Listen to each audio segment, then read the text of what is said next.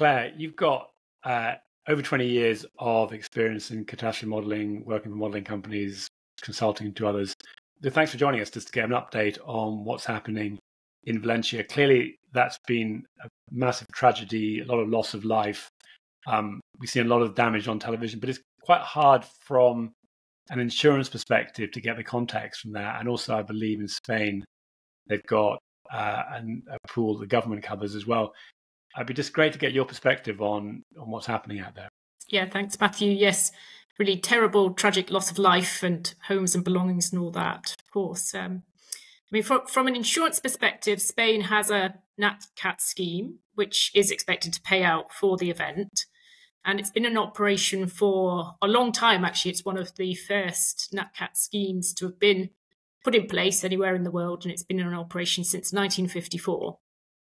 And the way it works is that there is a state-owned company, the CCS, which is the Consorcio de Compensación de Seguros, and that covers extraordinary risks, which includes all the NatCat perils, includes floods, though not actually the direct effect of precipitation.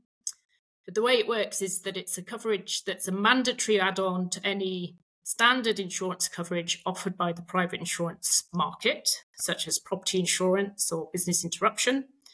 And it's funded by a surcharge to the policy premium, which is paid by the policy holder, which is at a fixed tariff rate, which depends on the type of asset and the insured value.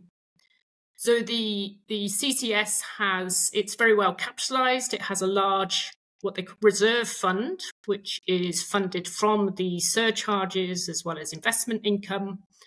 There is a state guaranteed backstop, although that's never actually been needed in its history. But that's the fund that will pay out for the property damage and the auto. I mean, there have also been agricultural losses, which will be covered by a separate scheme, which is a voluntary scheme, but also a public-private co-insurance pool.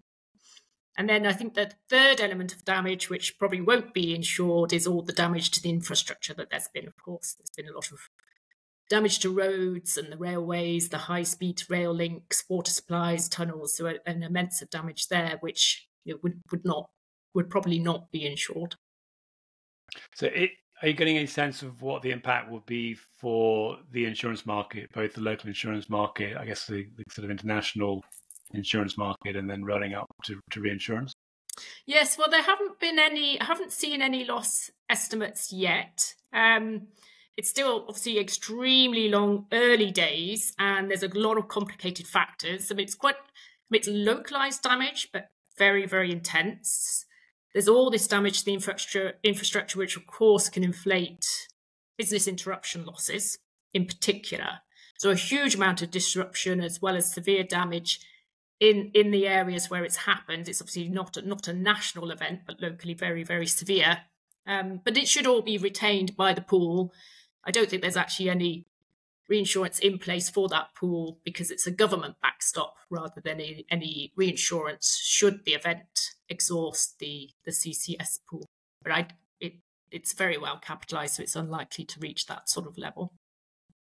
And I know that historically they have had problems with flooding in Valencia, but I believe they even rerouted the river away from the city centre. But a loss of this kind of scale, is that unprecedented? And the kind of related question is that something to do with the climate change that you're seeing? Well, yes. I mean, that's the hot topic right now. The flooding was caused by what's known as a DANA event, which we've all become a bit more familiar with what that means. It's a particular type of storm that happens. They're quite frequent, particularly at this type of year, because it's caused by the convergence of cold air, which starts to come down from the north in the autumn or across from the Atlantic in the west and meets the warm area from the Mediterranean Sea. I mean, this year in the Mediterranean, they did have record high temperatures in August. I think there was a highest temperature record was set in the Mediterranean Sea. So you have got very warm waters and then cold waters coming down. And in this region, in particular around Valencia, which is quite mountainous, you get the formation of storms through convection. And it's very likely that the upslope winds just continue to cause further enhancements of the rainfall in the hills around Valencia. And the storm kept regenerating from this moisture for hours and hours and hours, and just stayed stationary for many, many hours, causing, these incredible intense amounts of rainfall falling on the same area for a long period of time. And of course, there's been multiple storms being triggered over the past several days. The worst that we've seen, the flooding for Valencia, but also across many parts of southeastern and eastern Spain. And they were still issuing red warnings last night, in fact. So that event didn't materialize. It's quite hard to forecast these very localized, very intense rainfall events, but there is still a possibility for more flooding in the coming days still. And actually that situation was quite similar to what happened with Hurricane Helene in the Appalachian Mountains in September, where the remnants of the tropical storm stalled over the mountains. It brought very strong winds up from the southeast, which pushed or pulled more moisture up the eastern side of the mountains. And again, that sort of phenomena of you've got this upwelling of moist air continuing to regenerate and form into that storm and further intensifying those rain rates. And what about the climate change impact then? Is this something that we're seeing more frequently happening now because of shifts in the climate? Yes, I think the most scientists are saying because of the warmer sea, particularly in the Mediterranean, because the Mediterranean Sea is heating up so fast and so much, like the Caribbean is, there's a lot more moist air to feed these sorts of storms. So frequency of these events likely to increase. This event itself was not the worst there's been historically in the region. I think it's one of the top 3 from a rainfall perspective, but so it's not the worst there's ever been, but the early studies are showing that there was a climate change signal in it. Of course, there are other factors, as always, like development of the area in in the round Valencia, that continues to combine with the trends in the increasing amount of warm air that there is being fed up from the Mediterranean. So all those regions around the Mediterranean, I think, are becoming at increasing risk of very severe rainfall. So Claire, you've been working with us as we put together the conference we're doing next year, Exponential Risk, on the 4th and 5th of March, talking about catastrophe modelling, climate, property. We were already talking about flood. No surprise, it's a major issue. A lot of people are concerned and keen to understand how to model it. What are the kind of takeaways that we'll be talking about? That'll be sort of lessons from Valencia that are sort of relevant to flood modelling generally. Yeah, well, there's 2 really big topics that we're going to be talking about in March that this relates to. So one of those is, of course, the climate change topic, and we've got some very good sessions planned on that, and panelists discussing about climate change versus climate variability, the events that we're seeing, how extreme are they in a historical consequence, what's driving them and what's driving the risk in the current climate, and what we expect, for example, next year. And then the other aspect of this, I think, is particularly around flood modelling.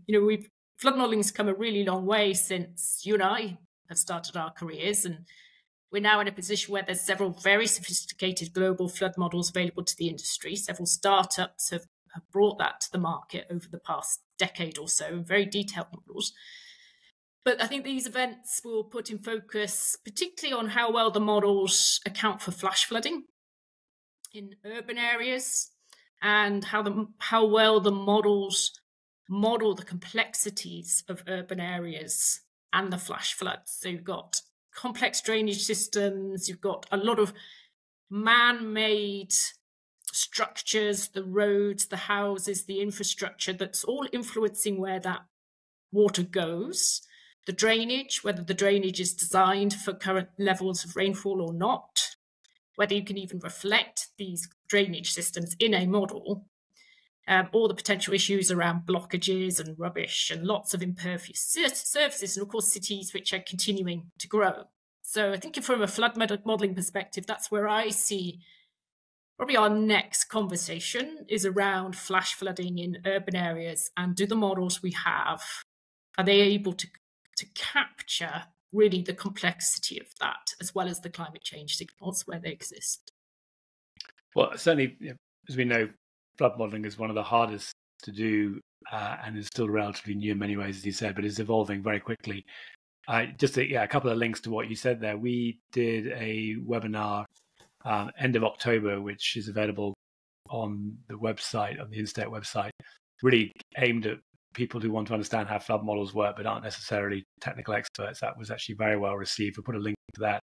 And then, of course, the conference, as you mentioned, registration is open for that now. We're delighted by the response from that, and got a lot of very well qualified people, both like yourself, with a sort of background from academia in this, but also people who are using these models day to day. So certainly be a lot more to talk about. And I suspect, and I suppose fear to some extent, there'll be more disasters between now and March to talk to. But Claire, thanks very much for joining us. Look forward to hearing from you for the next event we have coming up, and just getting a very helpful perspective on it from both an insurance and a modelling perspective. Thank you, Matthew.